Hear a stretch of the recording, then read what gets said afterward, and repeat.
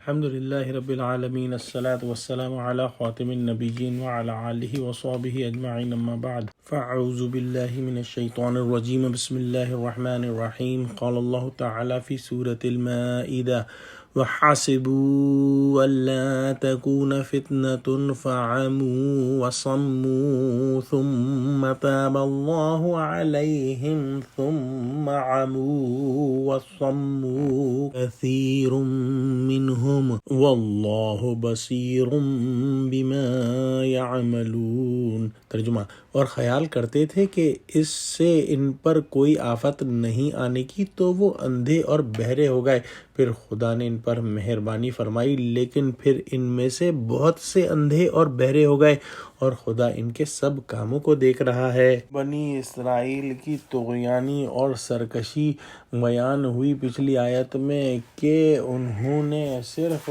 وہ احکام اللہ کے مانے جن پر ان کا نفس چاہتا تھا کہ مانا جائے، اور جو احکام ان کے نفسوں کے خلاف تھے وہ انہوں نے نہ مانے، اور جو اللہ نے ان کی طرف پیغمبر بھیجے ان میں سے بعض کو تو جھٹلایا اور بعض کو قتل کر دیا۔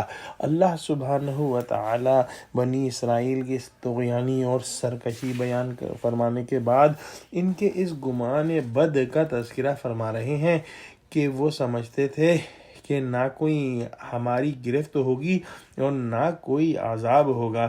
انہیں یہ خیال یا تو اس لیے ہوا تھا کہ اللہ تعالیٰ کی طرف سے گرفت میں دیر ہو گئی، یا اس لیے کہ وہ اپنے کو اللہ کا محبوب سمجھتے تھے۔ جب یہ خیال ہو گیا تو اور زیادہ شرارت اور معصیت پر اتر آئے اور اندھے بہرے بن گئے، نہ حضرات انبیاء کرام علیہم السلام کے معجزات و دلائل کو دیکھ کر متاثر ہوئے اور نہ حق سنا اور نہ حق کی طرف متوجہ ہوئے، اس سرکشی میں چلتے رہے۔ پھر اللہ پاک نے ان پر توجہ فرمائی، بعض انبیاء کرام علیہ السلام کو بھیجا، لیکن وہ پھر بھی اندھے اور بہرے بنے رہے۔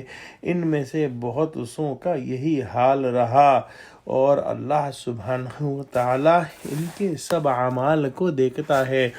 بنی اسرائیل کے فساد اور اتار چڑھاؤ کا تذکرہ سورہ بنی اسرائیل کے پہلے رکوع میں قدر تفصیل سے آئی ہے، جس کو انشاءاللہ ہم پڑھیں گے۔ قرآن میں جو پچھلی قوموں کا ذکر ہے، جیسے کہ بنی اسرائیل اور دوسری قومیں، ان کے ذکر سے ہم کو اپنے لیے نصیحت اخذ کرنی چاہیے کہ ہم وہ برائیاں اور وہ غلطیاں نہ کریں جو پچھلی اقوام کر چکی۔ دعا کرتے ہیں کہ اللہ سبحانہ و تعالی ہم کو قرآن کا فہم عطا فرما اور ہم کو قرآن کے فہم کے مطابق اپنی زندگیاں گزارنے والا بنا، آمین۔ وآخر دعوانا الحمد للہ رب العالمین، والسلام علیکم ورحمۃ اللہ وبرکاتہ۔